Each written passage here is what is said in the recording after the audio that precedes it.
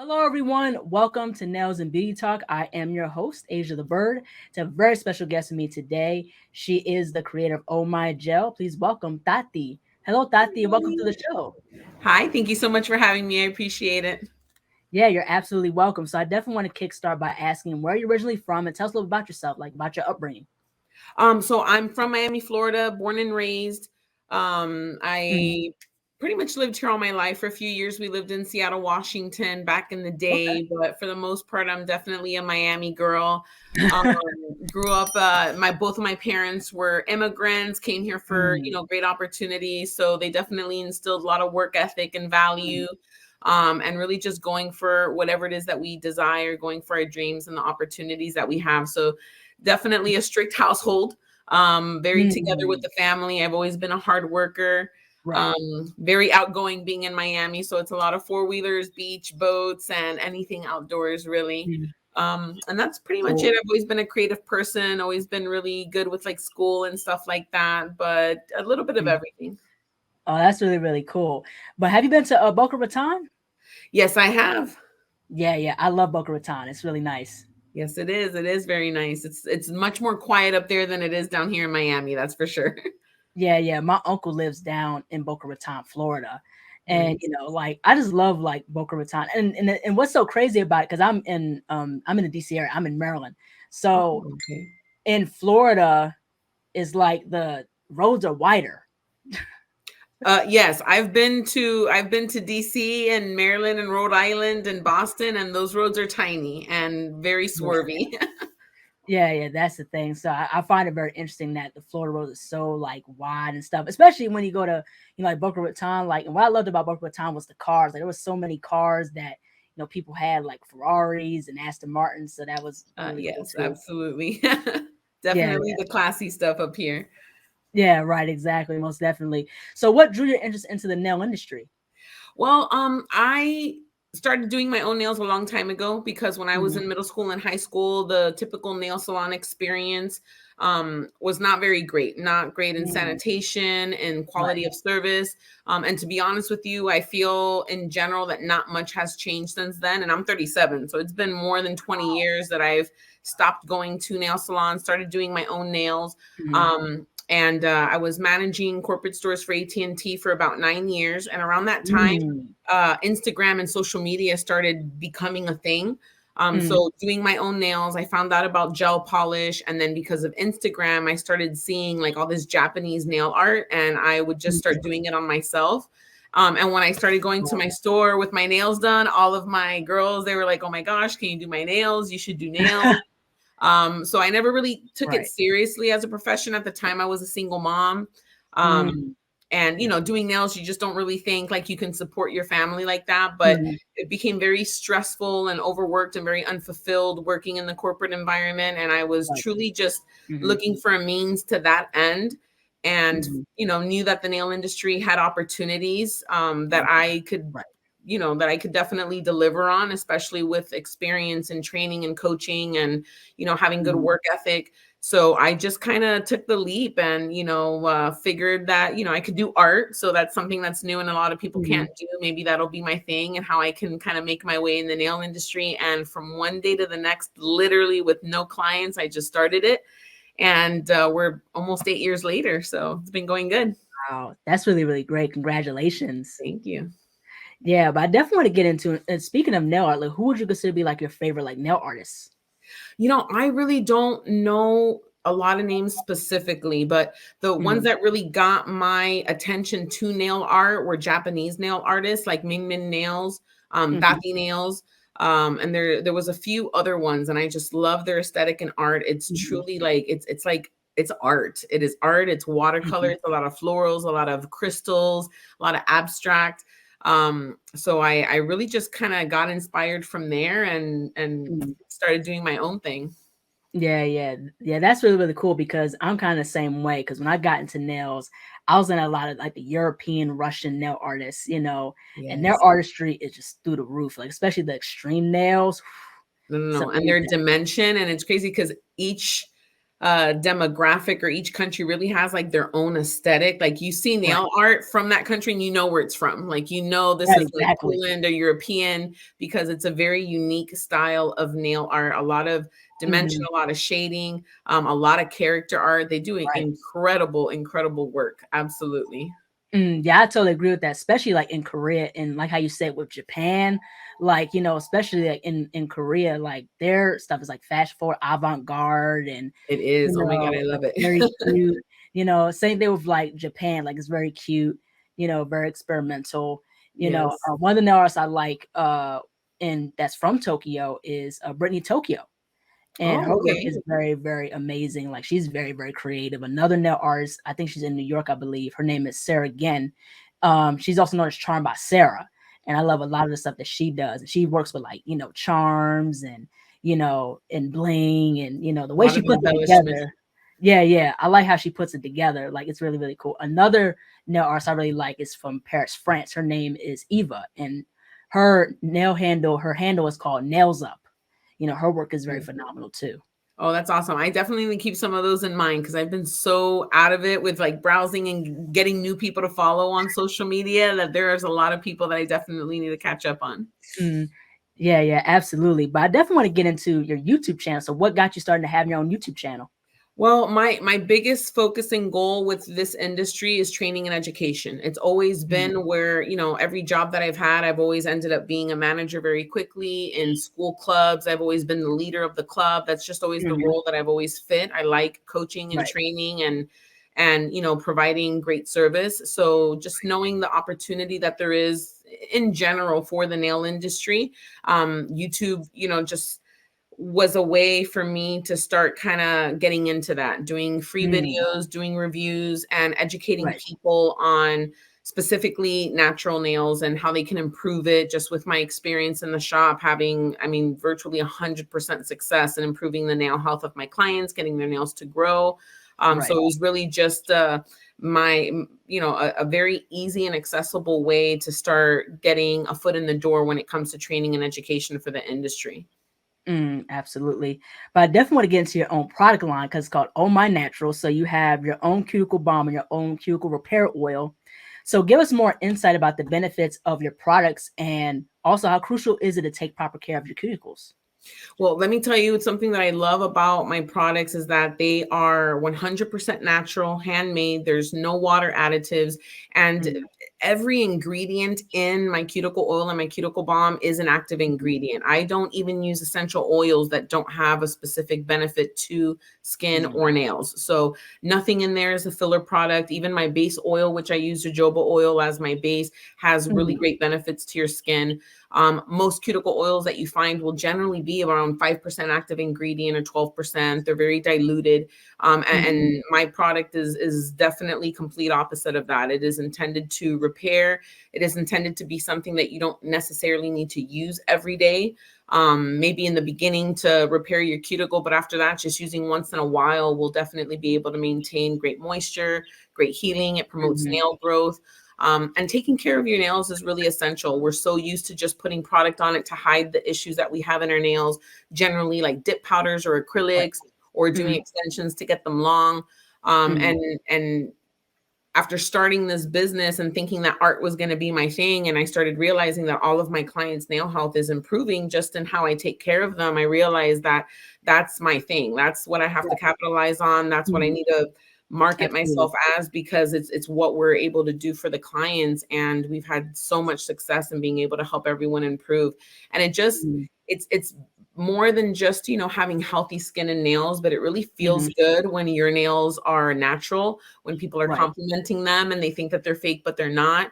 My clients come in all the time and chop all of their nails off with no problem because they know in a few weeks their nails are going to grow right back. The Mhm, biggest issue we have in the shop is that the nails grow too much and the clients have to constantly trim because they don't know how to deal mhm, with life with them. So it's definitely, just something that makes you feel good about, yourself and accessorizing your hands along with everything else that maybe we mhm. accessorize. But everything is really just, taking care of our nails, having healthy skin, and feeling good about them. Yeah, absolutely. But I definitely want to get into the importance of a waterless manicure because I remember I checked out one of Mhm. your YouTube videos where you talked about the importance of a waterless manicure, and especially with preparation for a gel enhancement, acrylic enhancement. Because when I was in high school, so there was cosmetology courses in my high school, and we learned with the manicure and pedicure, you use like cuticle softener, Mhm. to you soak the nails in the water to soften the cuticles. We weren't taught to do a dry like prep, like a waterless manicure, like how you said before. So what is the difference between a regular manicure and a waterless manicure, and what are the benefits of a waterless manicure? So the biggest difference is that a waterless manicure completely eliminates the soaking of the nails in water. There's a lot of products that you can use that don't require the use of water to be able to soften the cuticle. And it's really important to not do that during any manicure process, regardless of the product that you're putting on, because our nails are very absorbent. So Right. you're sticking them in water, they're going to absorb all that moisture. It's going to take time for that water to dry out and, you know, uh, I can't think of the word, but it takes a long Mhm. time for the water to leave your nail, essentially, for it to evaporate. That's the word I'm Right, looking to for. evaporate. And the thing is that usually you stick your hands in a normal manicure that we're used to. We stick our hands in water, it softens all the skin, they remove it, our nails still stay a little bit moist. They put the Mhm. product on, and within 2 to 3 days, you are likely to experience lifting or popping of the Right. product, or maybe little air bubbles on your acrylic at the ends of it. And that's Mhm. because your nail has now dehydrated and evaporated all the water, dried out. So the nail now shrinks. It's not blown up with water anymore. And when it shrinks, it's very common that the product is going to lift off. So doing a Mhm. waterless manicure, the biggest benefit is that you're going to maximize the wear of your manicure, regardless of the product Mhm. that you put on. And essentially, water draws out the natural moisture in our skin. So we're also minimizing how much we're drying out our skin during the actual process. And in my shop, we Mhm. also do a waterless pedicure as well. At the end of the day, at Okay. least, yeah, no, for sure. There's no water used. The only time water is used in the shop is during the Mhm. manicure process. After I've cleaned up all the cuticle, I spray a little bit of water to wipe off the remaining residue of the cuticle remover that I use.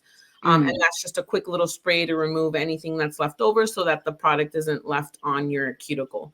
But Mhm. yeah, it's definitely going to benefit in minimizing any dryness that's happening because of the soaking. But the biggest Right. important factor in there is that it's going to give you longer lasting product on your nails for sure. Mhm. Yeah, I've done a waterless manicure, and it works wonders. You don't have to worry about, like how you said before, your nail expanding and the lifting. That's how the gel and acrylic enhancements last longer, is if you do a waterless manicure, especially with the right prep too.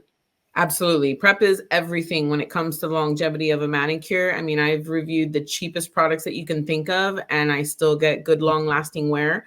Mhm. I can do a regular polished manicure and still wear it for 2 weeks without any Right. significant chips. The prep is everything, and eliminating the water from that prep is going to definitely make a very noticeable difference. Yes, absolutely. I totally agree with that. But I definitely want to get into this one thing, because it's common, for people to confuse the cuticle and the eponychium. So, Yes. can you tell us the difference between the eponychium and the cuticle, and how does one cut the cuticles or treat the cuticles, during a waterless manicure? Oh man, this is definitely a big one because everyone is so used to what they're used to from a normal nail salon, which is soaking in water and then them going with those little nippers and cutting all that skin around your nail bed.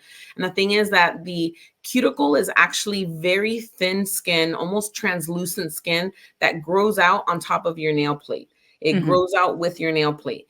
And if we don't push it back or treat it right, it overgrows, it gets very thick, it gets very stuck on your nail, and then it ends up pulling your eponychium, which is the actual flap of skin around your nail. It starts Mhm. making that thicker and pulling it with it. Um, the eponychium, like what I was saying, is the flap of skin that's right around your nail bed. That is Mhm. really live skin, so it should never be cut. Because just think like when you get calluses, you go to the gym, you're using your hands a lot, your skin will callus to Right. protect itself to minimize blistering. Our Mhm. eponychium is live skin. If we go in there and we cut it, what's going to happen is in 2 to 3 days, you're probably going to have these little pieces of skin that start kind of flaking up around your nail plate. You're Right. probably going to have hardening and callousing around your nail plate because now the Mhm. skin is being attacked. Essentially, it's getting cut. and it's alive. So it starts growing a little bit thicker and a little bit harder to prevent any damage, any bleeding going to it. And it's really, really common that people just go in and they just start cutting all that skin and they think it's really satisfying. Oh, when I see those Russian manicure videos on IG, I literally cringe. That's terrible. You shouldn't do that. That epinecium skin actually protects your nail bed from debris and stuff getting inside of it, which help minimize bacterial infections or irritations of any kind. Our cuticle is something that just getting out of the shower, we can use our nail and just push it back a little bit. Regularly pushing back your cuticle and removing it properly is going to promote nail growth, and it's going to minimize how much of that skin actually grows out. But we definitely don't want to cut the epinecium. We want to moisturize it. We want to treat it nicely so that way we don't have any issues, dryness, excessive dryness, or callousing around our skin, because it could definitely look not the best. And then we want to go in there and cut all that stuff off again, which is not good. But that's definitely the biggest difference. Is the cuticle is thin, translucent skin that grows out on top of your nail plate. And the epinecium is the skin flap around the nail, which really protects your nail bed. And we should not be cutting under any circumstance. Yeah, exactly. But I definitely want to get into in regards to something that people commonly say. It's called "my nails need to breathe." So I definitely want to ask this question. People say my nails need to breathe, like like saying, "Hey, I need a break from like acrylic and gel enhancements," or because maybe like a negative experience. So why is it that people say my nails need to breathe, and talk about like the misconception about that?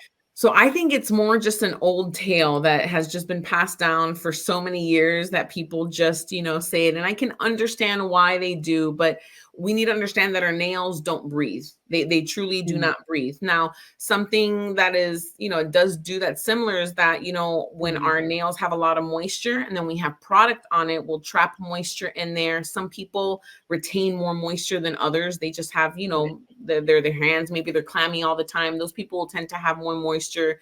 So, air drying your nails will harden it.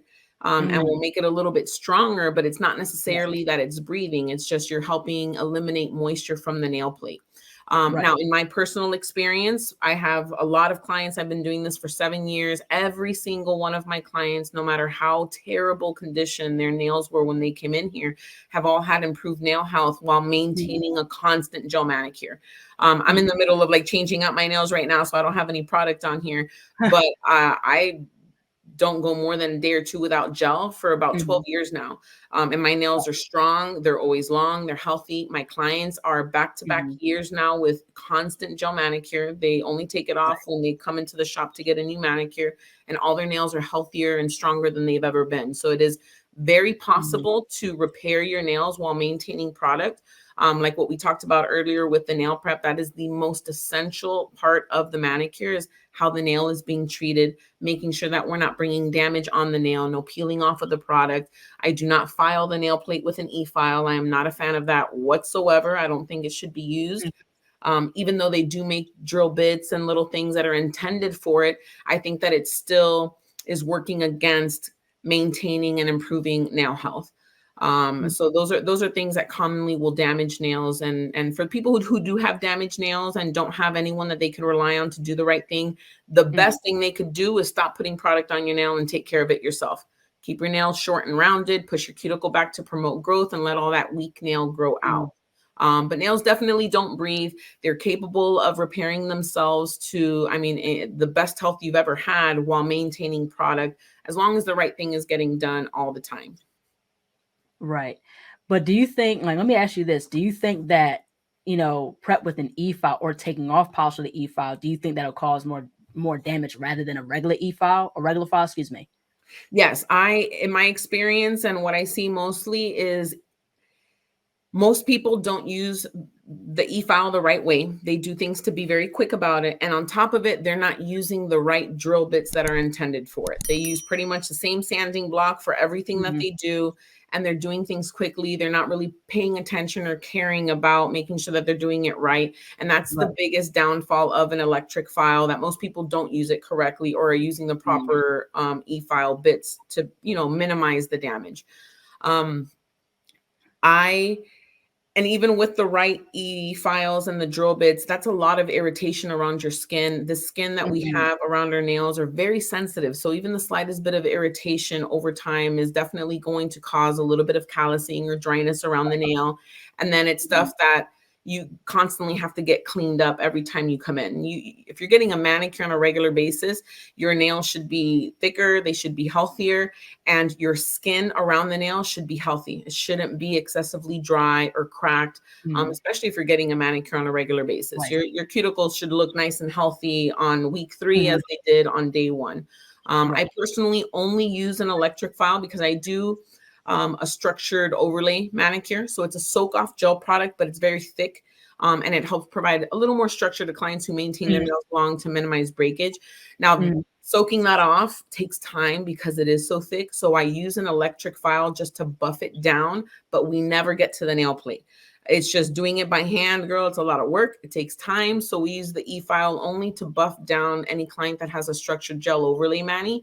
When it's a normal manicure, we use a regular file and all we do is buff that top coat off so that we can put to soak and the acetone will penetrate the polish better so that we can get it soaked off within the 15 minutes.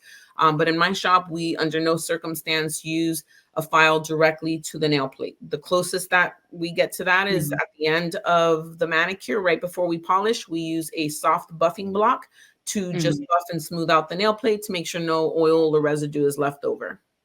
Mhm. Now, what's the difference between like pH bond, dehydrator, and primers? What's the difference between the three Those products? 3, it can get a little confusing because at the end of the day, all 3 of those accomplish the same thing. They are intended to help products stick onto your nail a lot better. Mhm. So a dehydrator is meant to just dry out your nail.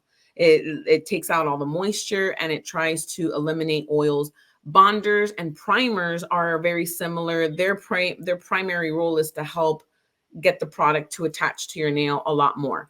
I don't use Mhm. any of those in my shop whatsoever. No pH primers, bonders, Mhm. or bonds or builders or anything like that. Right. Again, I truly believe if you're doing a manicure the right way and treating the nail right, you're going to have your product last on there forever. So it's less product that I have to keep in the shop and it's less steps that I have to do during the manicure process. But Mhm. essentially, all of those are just intended to prep your nail a little bit better so that product is holding on to that nail a little bit better. Mhm. I want to switch gears and talk about nail polishes. So you've done a few nail reviews, nail polish reviews, and one of them was Beetles included. If you had to choose a top four in regards to your favorite nail polish brands or gel polish brands, what would they be and why? Okay, so I just want to start off by saying I still haven't found the one brand that really has everything that I need. There's always something about a brand that's not perfect, but they work. The brands that I use in my shop all the time are OPI, Mhm. Gelish, and D&D. Um, Mhm. those 3, D&D is great because they have such a huge color variety. They are extremely affordable and they Mhm. have like one of the best pigmented colors, especially when it comes to like all your pastels and your neons for spring and summer. They have Right. such a great variety. It's extremely accessible. A couple of downfalls is their hands and feet a lot of times aren't a really good match, which can get frustrating because most of my clients like hands and feet being as closely matched as possible. Right. And sometimes with their really pigmented colors, the regular polish gets a little too thick and you're never able to use sometimes even half of the bottle. But it's so Right. affordable that like you don't mind having to get rid of the bottle a little bit earlier and getting a new one. Right. Overall, it's a great quality product. It's going to Mhm. last, and it's just super accessible. OPI I love, but I Mm. also have so many problems with OPI just because like Really? it's such a prominent brand and they've been Mhm. around for so long. There's just Wow. certain things about their brand that I feel like they shouldn't have an issue with at this point. Mhm. They've definitely gotten better with their hands and feet matching, but they are a very pricey brand. And sometimes Right. Yeah. rebuy colors, my color, maybe Susie Chase's Portuguese, I'm rebuying it because I ran out, but the colors are never exact from the last one. Right. So I definitely notice a lack of consistency and like keeping a color the same color no matter how many times I buy the bottle. And I'm actually testing out a theory on that to see whether or not it's just me. Maybe getting it through vendors rather than OPI makes a difference. So I will be posting a video about that really soon because I need to get down to the bottom of this. So frustrating. Every time I buy a color again, I got to redo the swatch because it's not necessarily the same. Mm. Gelish is great. Gelish is what I started Mm, using when I first found out about gel. I didn't know that there was a lot of brands. I thought Gelish was the only brand. mhm, But they are the overlay that I use, the base coat and top coat that I use, the best base coat that I can use across the board. Like I mm, would never change it. It is exceptional. And mm. it's thick consistency, which is really great for filling ridges. But those three are definitely what I use in the shop. I actually love Beetles gel because it's super accessible Mhm. to consumers. I love that they have kits where you can get a variety of colors, and these Right, polished bottles will last you a good amount of time. You right, can definitely get good exactly. use out of it. My only downside with them is they don't have matching toes. So a lot of their colors I end Mm, up only using for like art or accent nails because my clients love to have their hands and feet matching. But mhm. in my experience, all of those brands essentially give me what it is that I need. I can count on them lasting long. I've Right. reviewed them thoroughly. Some top coats are better than others. Gelish is just my constant. I never really Right. have an issue with that. Except for their top coat. I would love their top Mm, coat to be stain resistant. So I'm still on the hunt for getting a replacement on what I use for top coats. I have some clients that do struggle with stains sometimes, not often, but it happens. mm. But That's overall, those interesting. are pretty much the brands that I stick with for sure. Yeah, that's really, really cool. Have you ever thought about like trying like other brands like a Prey gel, the gel bottle? I know that's like popular Yeah, brands. Gel Bottle Ink. I actually have a couple of more brands that I'm going to try out in Elisa. Mhm. There's definitely a lot that I would like to review, and they have really nice colors. Right. And I've reviewed so many polishes, some of them that are like the Mhm. cheapest no brand stuff that you buy on eBay, and it Right. lasts long. So I have no doubt that we Mhm. can get really good wear from those brands. I just haven't gotten around to it because my schedule is crazy. And then with this baby on the way, it's even crazier. My reviews have been put on hold for a little bit because when I do Mhm. a review, it takes me about a month to gather the information. I have multiple clients that test out the product. One hand, I do what I always do. The other hand, I test out the new product, and then they Right. come back 2, 4, or 5 weeks later, and then I show everyone the results so they can see for Mhm. themselves what they can expect from where it does take time. But I know there's so many other brands out there that I definitely want to Right. try. I've actually never even tried shellac, which is Really? technically not gel polish. It's kind of like C&D was like, okay, we want to make our own version of gel. So they made shellac. So it's not like the same chemicals. Anyone who says shellac is gel polish, technically it's not. It is its own Mm, formula, but it's put on the same way and it's supposed to accomplish the same thing. But that's one that I'll definitely be getting to reviewing soon. mhm. But there's so many brands out there. There's so many brands, Yeah. especially with people creating their own product and getting their own Right. formulas. There's definitely a lot to keep trying and never get tired of trying. Yeah, exactly. I could totally agree with that. Now, where do you see your brand in the near future? Do you think about have you ever thought about having your own nail polish collection or like, your own press on nail tips or anything like that? What's next for your brand possibly? I definitely have plans for all of that, especially when it comes to nail polish, because, like I said, I've been doing this for so many years and there's Right. not one brand that gives me everything that I need. So I Mhm. definitely cannot wait to get to a point where I'm focused on, building the product line for Oh My Gel. Cause I think that Right. even with all the options we have, there's still opportunities out there, especially for like a Mhm. one-stop shop to get Yeah, everything. absolutely. Press-ons, I definitely want to get into, especially for younger kids, because I don't Right. feel like young kids should be doing gel polish until their nails are really hardened. Um, Right. and there's not really a market out there targeting like young kids to have really cool, long-lasting press-on nails. I have a Right. lot of clients Exactly. that do cheerleading or in like private schools, and their kids can't even have gel polish or any kind of Mhm. polish on the nails. So press-ons Right. is definitely something that I would like to get into. And Definitely. overall, just expand my product line. My biggest goal and vision for Oh My Gel brand, honestly, like it might be overreaching, but my goal is to, in a way, revolutionize the nail industry and bring back a level of work ethic and quality of service that has been gone for a long time. It's Right. been gone since I was in middle school and high school, and it hasn't gotten any better, which really sucks because we've advanced so much in Mhm. so many ways in the nail industry and the beauty industry as a whole. You'd expect those things to get better, but at least in Mhm. our area, we're used to in and out, quick service. Polish doesn't really look as nice as it should be, considering a professional is doing it. And it's just work ethic in general. Like I really want to Mhm. bring training and education and value. I want people Mhm. to value the quality of the work they do on clients, and the clients to value the time and the quality of work the nail tech is doing on them. So my Mhm. my biggest goal is to set a standard, to train, to educate, and for the Oh My Joe way of doing things to be nationally recognized and something that Right. is sought out for sure. And that's my first target right there. Yeah, absolutely. Last but not least, where can people find you on social media, and how can people support your work, your products, and how can people support your YouTube channel? Well, definitely you can find me on Instagram at Oh My Gel, or at Oh My Natural for the product line. The best way to support, honestly, is definitely liking, following, subscribing to my YouTube, engaging, dropping comments on issues that you're having. I love giving feedback and helping people recover whatever issue they're having on their nails. I love getting those comments and Mhm. pictures of people like, oh my gosh, my nails have never been like this. I've just been, using your product or following your Wow, advice. And it's all very simple stuff. I promise it's literally the simplest that it could possibly be. And that's really that's where it's amazing. all at. I keep things extremely simple. We do nothing special or fancy. We just do things Right. right and we take the time. So following me on YouTube is a great, great help. And I truly appreciate those that do like and subscribe, following me on Mhm. Instagram, and just engaging. Yeah, that's really cool. Well, Tati, thank you so much for coming on to the show. Congratulations on your pregnancy. Thank you. I love what you're doing. I love how you're about education, about training, and really, innovating, being innovative and things of that nature. So I really had a great conversation talking with you about the natural nails and nail health and how important it is. So thank you so much for this. Thank you, Asia. I truly, truly appreciate your time and reaching out. And I look forward to hopefully one day talking to you again, maybe about the new product lines that are going to be coming out. But I do appreciate your time. Thank you. Yeah, thank you so much. Take care. Bye. Bye bye. Hello, everyone. Thank you all so much for watching. Please like, comment, share, and subscribe to the channel.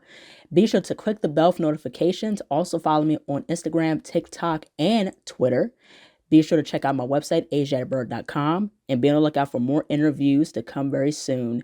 Take care, stay healthy, and stay beautiful. Bye bye.